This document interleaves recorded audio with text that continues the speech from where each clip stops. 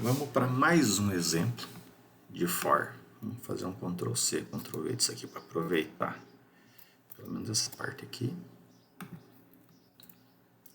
Vou fechar. Já return 0. Alguns exercícios eu esqueço de colocar o return 0. Não é isso que vai deixar de funcionar o programa. Mas é bom colocar. Por exemplo, aqui eu esqueci e muitos outros lá atrás eu esqueci também. O exercício continuou funcionando. Mas é bom colocar porque o return tem a função de obrigar que a função int_main ela se encerre. Ela vai se encerrar de um jeito ou de outro. Mas com o return existe só meio que essa formalização do código encerrar. Então, se uma coisa que eu não falei aqui nesse primeiro exercício, mas que já vale também, a gente pode aproveitar a oportunidade, é que o for a gente vinha usando, os laços de repetição a gente vinha usando para situações de validação, ou seja, forçar o usuário a digitar um valor correto. Então era uma situação onde você conseguia ver o uso da repetição. Repete, ou seja, força o usuário a digitar um valor até que ele faça ou até que ele digite o valor correto. Aqui é uma outra situação onde faz a necessidade de uma repetição. Por quê? Porque eu vou multiplicar sucessivas vezes, que é o caso da potencialização. Eu estou sempre, perceba que por mais que eu repita isso aqui 10, 15 vezes, a rotina é a mesma. Eu estou sempre pegando o valor atual de calc e multiplicando pelo valor da variável a. É a mesma equação. O que vai mudar de uma interação para outra são os valores de calc e o valor de a. Mas a forma, a norma é a mesma. Então, por isso, isso daqui é uma rotina. Eu estou sempre fazendo a mesma coisa várias vezes para atingir o meu objetivo. Além disso, existe um outro fato que torna isso daqui explícito, que há necessidade de fazer uma repetição. Se fosse 2 a 3, você saberia que teria que multiplicar 3 vezes. Se o exercício fosse o seguinte, leia o valor de A, e independente do valor de A, você sempre vai ser uma potenciação de 2, é tranquilo, você vai saber que independente do valor de A, você precisaria fazer A vezes A. Se fosse 3, N3, ou seja, multiplicar 3 vezes, você poderia chegar e multiplicar 3 vezes. Mas a questão é que o N ele é digitado pelo usuário. Então a gente não sabe quantas vezes a gente vai ter que multiplicar A. Esse valor é desconhecido. E esse valor é determinado por quem? Pelo usuário. Então a gente não tem a noção, ou a gente não tem o controle da quantidade de vezes que a gente vai precisar multiplicar esse A. Então, essa é uma situação que a repetição ela fica explícita o uso dela, porque quem vai determinar o número de vezes que vai repetir esse processo é, por exemplo, nesse caso, o usuário pelo valor de n. Então, agora voltando para o nosso próximo exemplo, então só precisava contextualizar, porque isso se repete aqui nesse exercício que a gente vai fazer. Eu montei uma equaçãozinha aqui no Word para explicar essa nossa atividade. Nós vamos calcular um somatório. Então, o nosso código tem a função de calcular o valor de S, onde n é digitado pelo usuário. Então, eu vou calcular 1 sobre 1 até 1 sobre n. Então, se o usuário digitou 3, vai ser 1 sobre 1 mais 1 sobre 2 mais 1 sobre 3. Se o usuário digitou 10, 1 sobre 1 mais 1 sobre 2 mais 1 sobre 3 mais 1 sobre 4 até 1 sobre 10. E vamos estabelecer que esse n precisa ser positivo. Então, voltando para cá, vamos até fazer um Ctrl C, Ctrl V disso daqui também, que a gente vai usar bastante coisa. O n é digitado pelo usuário. Opa. Vamos tirar aqui, vamos deixar esse calc. E vamos deixar o i. Aqui, como é um somatório, não tem problema em o cálculo ser zero. Se fosse uma multiplicação, teria. Aí, nesse caso, vamos pegar aqui. Vamos começar o n igual a 0. Para forçar aqui entre a primeira vez, digite um valor inteiro positivo. Vamos ler esse valor e jogar em N. E aí depois a gente vai para o nosso for. O for eu vou repetir várias vezes, e aí olhando para essa equação aqui, a quantidade de vezes que eu tenho que repetir está diretamente ligado com o valor de n, já que a cada repetição eu vou pegar esse valor e vou acumular em n, vou acumular em s. Então primeiro s vai receber 1 sobre 1, depois s vai receber o valor de 1 sobre 1, que já está armazenado em s, mais 1 sobre 2, então eu vou ter que repetir essa repetição n vezes. Para fazer isso, voltando para o nosso código, então eu vou precisar da variável i que eu já declarei lá em cima. O i começa em... O i vai começar em 0. Vamos começar a fazer o i começar em 1, porque daí eu consigo usar o i, e o i vai menor ou igual a n digitado pelo usuário. Então, i mais a cada repetição. Mais. A cada repetição S vai receber o valor atual dele mais 1 dividido por I. Exatamente isso. E aí ele vai acumular. Isso daqui é equivalente a isso tudo aqui que eu já vou usar para a gente ter o costume, que é só uma forma de compactar ainda mais a linha. Então, o que está acontecendo aqui? Eu estou pegando o valor atual de S e somando em 1 sobre I. Então, posso apagar essa linha aqui.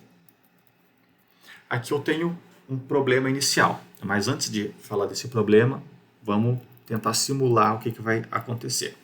Então, S começou com 0, né? I começou em 1, se ele digitou, por exemplo, 3 para ele. Então, eu tenho que fazer 1 sobre 1, 1 sobre 2 e 1 sobre 3, o somatório desses três operandos. Então, primeiramente, I recebeu 1.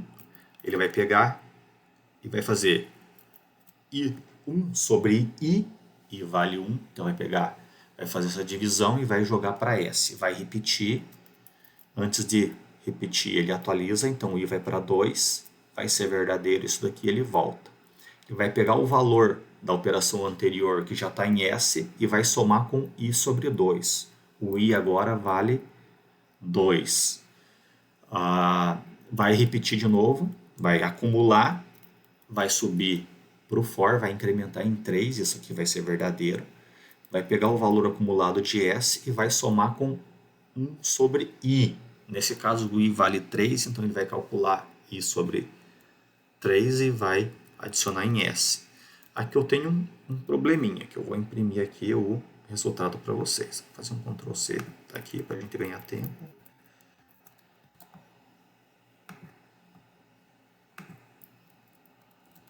O resultado é calc. Na verdade eu coloquei aqui é calc, não S. Calc. Beleza? Isso aqui vai dar, é para estar calculado errado. Vamos ver lá se a TV...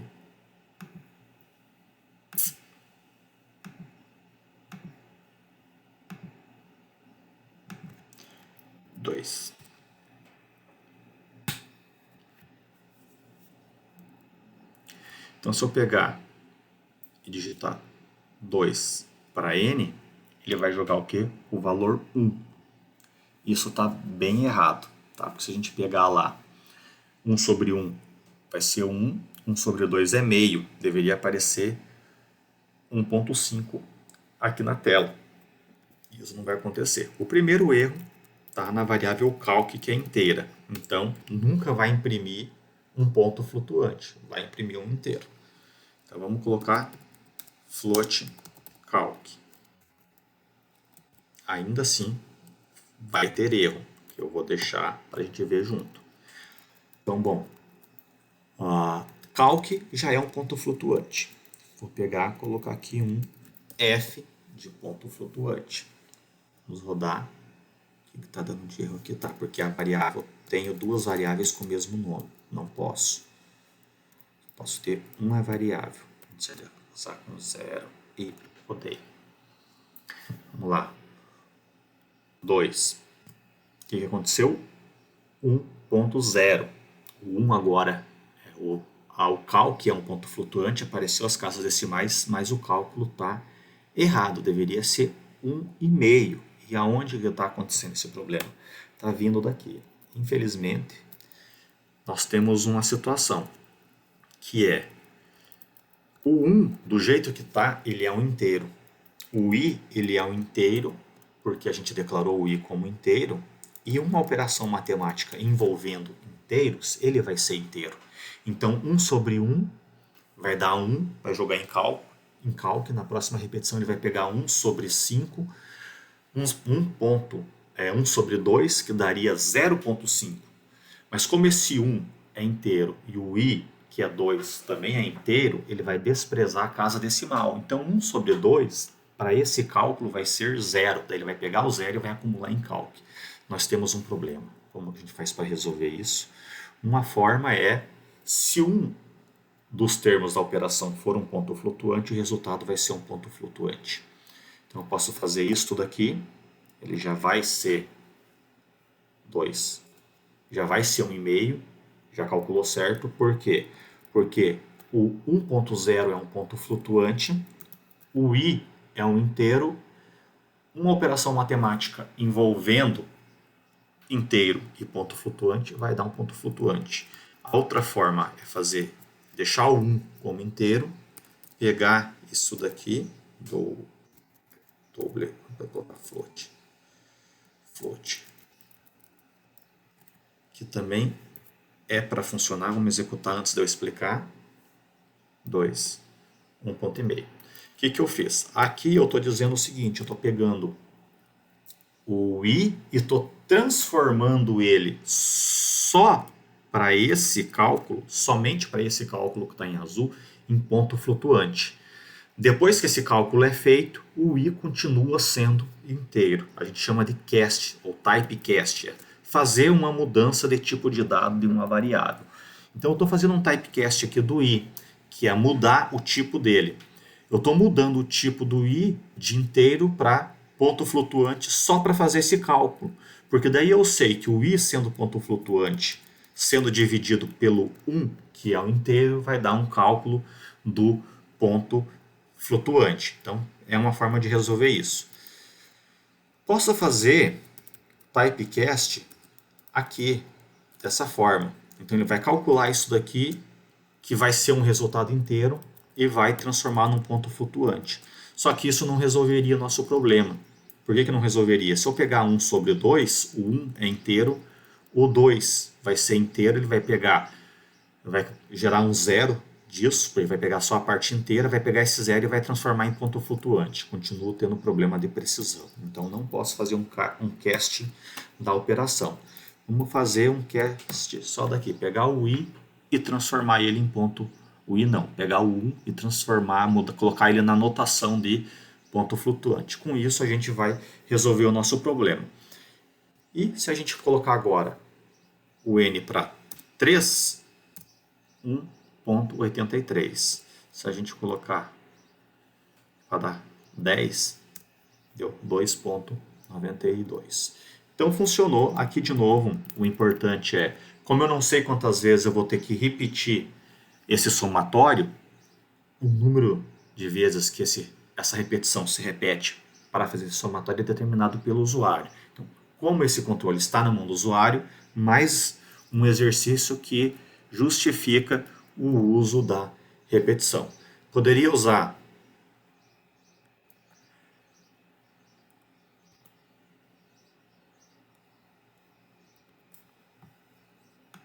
desculpa, deu um probleminha aqui. Poderia usar um outro tipo de repetição?